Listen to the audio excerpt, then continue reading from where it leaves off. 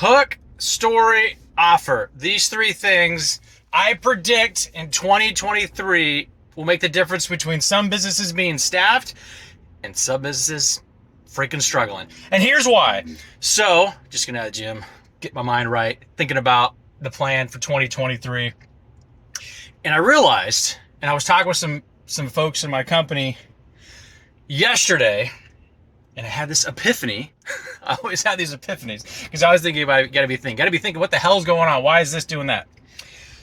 And we were talking about recruiting. We're talking about how the heck do we get our company staffed? It's not everywhere, but we have some locations that are not staffed.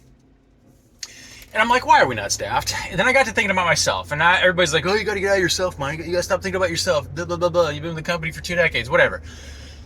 And I got to thinking, well, why the heck did somebody with a master's degree in business, or I'm going through grad school, taking on master's student loan debt, going through and getting my business degree, my MBA, why would I pick a job that's going to pay me roughly $8 an hour back in the year 2000? And it's not because of what happened in the interview, it's what happened for 12 months leading up to the interview.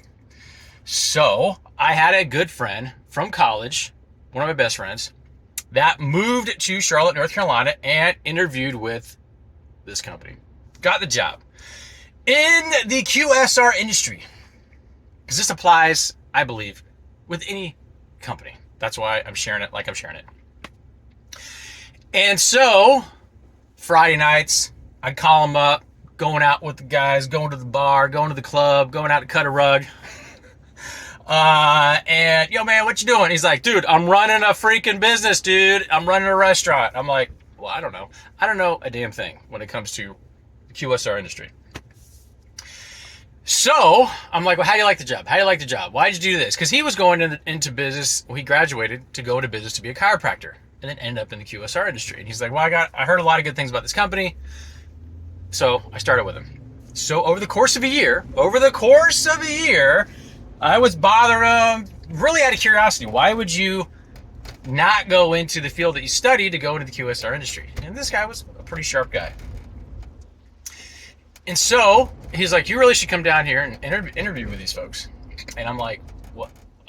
Okay, never mind. Wildest dreams. When I was a freshman at East Carolina University, my first major was to be a marine biologist. And then I was like, I'm not trying to get my PhD and not make a lot of money. And then it was to be an accountant because I was like, I want to make a lot of money. And then I was like, hell with that. I cannot sit behind a desk all day and crunch numbers and that whole business. It just was a big turnoff. So I was like, I'm open to whatever. Always open to whatever. But I was literally sold on the job. This is what I'm trying to get out, and I'll try to keep it shorter than longer. I was already sold on the job because of my friend that was already with the company. I knew exactly how much money, if I did my part from an employee standpoint, how much I could make, the opportunities, the promotional opportunities, advancement, all that fun stuff, what he liked, what he didn't like, the sacrifice he was making or didn't make, the flexibility with schedule, all that stuff. I knew exactly what I was walking into.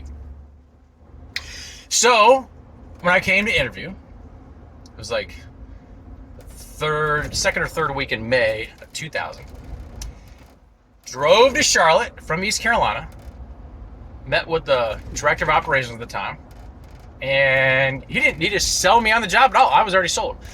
He just needed to confirm what I'd already believed was true to be true. And then he offered me a job. He said, it's great that you got a master's degree in business, but you got to work your way up. And I'm like, I don't mind hard work. I don't mind that at all. And that's how my career with Domino's started back in 2000. Making $8 an hour with a master's degree in business. And I think about that in our current recruiting time. Now, some people will say, yeah, Ryan, but you were highly motivated. You might have a little bit different education than the typical QSR person, whatever it may be. Times are different, demographics different, work ethics different, all this other crap. And I started to believe some of this stuff. Then I started, in our current role, I was asking fellow business owners within the industry, and I'm looking at the news, and I'm watching. The news is the worst. That'll get y'all depressed. Well, nobody wants to work, or people looking for a better job, or people are lazy, or whatever these reasons are. And then I was looking at people that were struggling just as much as we were, again, in certain locations. And then I'm thinking to myself, why am I modeling my behavior? Why am I going to benchmark our results off of peers, if you will, in the industry that are not seeing success in this particular field of recruiting and staffing? That is the dumbest of all dumb things, as I've said in the past. So I realized, talking with our managers this past week, I was like, we're talking about how to take selling sales jobs, and why people buy from companies. And we were talking about Google reviews, and why a platform like Google has Google My Business locations, and why they make it easy for people to give reviews, just like Yelp or TripAdvisor or any of these other type of companies. Because third party is better than first party when it comes to people spending money. Somebody's going to look at reviews and say, look at all these different reviews, especially if you're traveling, you're getting ready to go, you don't know where to go out to eat, for example.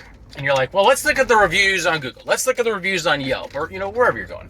If you're going to stay at a hotel, let me look at the reviews. Is this hotel crap? And I've literally changed my buying habits because of what other people have said, their reviews. And I've literally said, nope, you're not getting my money, and I'm taking my money somewhere else. And that's why, not to get on a tangent, but that's why having reputation management as a part of your company culture and getting all over Google reviews, Yelp reviews, all your different Facebook reviews, all the different reviews of your particular location is so critical, because every platform that I'm aware of allows you to go and edit your reviews. So if you, for example, if somebody gives you a 1-star and you ignore them, that 1-star stays there. But if you reach out to them, you take care of them, and you let them know, hey, we're trying to get a 5-star. Many a times, people will go and update their review to a 5-star, and actually even mention in the comments. They'll edit their comments and say, yeah, they suck, but now they're great because of this. I digress. So I'm thinking to myself about the staffing situation, using this concept, third party is better than first party. Validation, third party validation from somebody else can confirm the beliefs on why somebody might want to work with you. Just like in my situation, and I think I'm like a lot of people, where if somebody that you know, especially somebody you know, is like, this is the greatest company to work for, here's the reasons why, XYZ. Or here's what I like about this company, XYZ. And some of those things fall in line with what you want out of a career, part-time job, full-time job, whatever it is. So like with me, I knew exactly, I wanted the job. I just need to get confirmation from the people at the company to say, yes, I wanted the job. So we were looking at all our advertising, our recruiting advertising, and we had zero testimonials from people within our company. Now, years ago, I got with a good friend of mine who's a fantastic videographer. Shout out to Kevin at Flying Ace Films. Came out, we did some filming with like Lamborghinis and all these recruiting videos with actual team members, but these were ads. And they got us more applicants, but they were just ads. And so I was thinking, well, we need like a war chest of testimonials throughout our entire company of what interest or what people like about the job. And these aren't loaded questions. It's literally, hey, out of curiosity, Joe, what do you like about the job? It could be anything. I don't know, the last manager was a jerk. You're not a jerk. I like coming here. It's like a second family. Cool. Or I'm a single mom. I can only work from this time slot, and you get me in and get me out right when you tell me, and everybody's nice. Or you said I was going to make $40,000 a year delivering Domino's Pizza, and I've always made $40,000 a year or more delivering for your company. Whatever it is, doesn't really matter. It's going to be positive.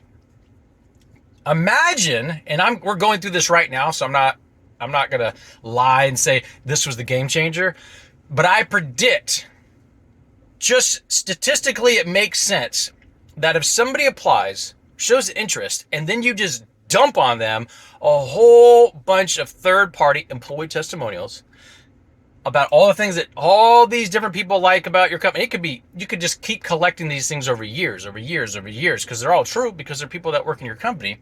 And then when you're going through your recruiting efforts, you're like, hey, you remind me of Sally. Check this out. This is what Sally said about our company. I think this is going to be a good working relationship. I can't wait to meet you in person.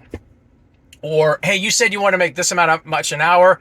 I know it's hard to believe. Hey, here's some feedback from one of our team members, Joe, who actually made a little bit more money than that on his shift, just recently. Check this out. And it's either a video, 5-10 second video.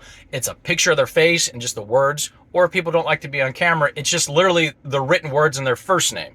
Or you text them and you're like, hey, I'm just trying to be better as a owner or manager or whatever your position is within the company. I'm trying to do better by my folks, and I've never asked you this. What do you like about the job? And they're gonna be like, this, and they're gonna reply back in the text. Freaking screenshot that text, depending on how you have their name in your phone. Black out their last name if that's what it is, and then save that to use as a testimonial. Do you think, comment on this, if you listen this far, we're at 11 minutes, if you think that could possibly help. It can't hurt, I wouldn't think, but could it help? That's how I believe in 2023, the companies, and I believe the company I work with is going to be doing this, we are going to be doing this, full in. I mean, we're going all out on this. I believe the companies that start implementing this, if they don't already have this going, will make a significant improvement in not only their employee acquisition, just like customer acquisition, their employee acquisition, but also in their retention. Because if it becomes a new culture in your company to constantly ask people what they like about the job to get the testimonial, you're also going to let that team member know it's important to you, that they're happy, which is a retention element.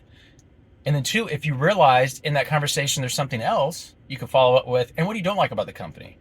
Not that you're going to use this for your testimonial, but for your own internal analysis, because you have an open dialogue going on with that team member, then you're going to find some pain points that are particular to that employee that you can then work on to improve, which will ultimately help with retention. So you're going to be fixing two things in this whole process: employee acquisition through your recruiting efforts, and then retention.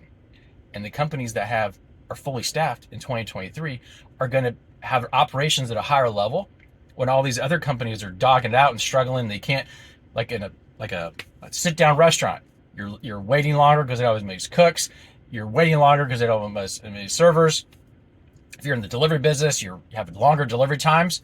But the company that stand out that capitalize on this and all of a sudden are giving exceptional service, or the service that's not the norm, which is better, and then they promote that via, especially social media, because in social media you can actually do short form videos or long form, like this would be considered a long form video, but a short form 10-second testimonial in their local advertising when it comes to the recruiting about how good things are going.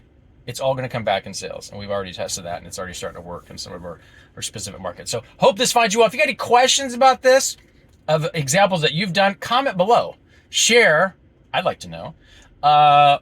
Or two, share why you can debunk it. Share why you don't believe in any situation where this could possibly help. I'd like to hear your feedback while we're rolling this out, and I will be sharing how we're executing this and the results. So hopefully this helps. Subscribe to stay in the loop on this so you get notified when I post the next video. When I start talking about the results of this, so you get immediately notified. You don't miss out on this. And hope this finds you well. Talk to you soon.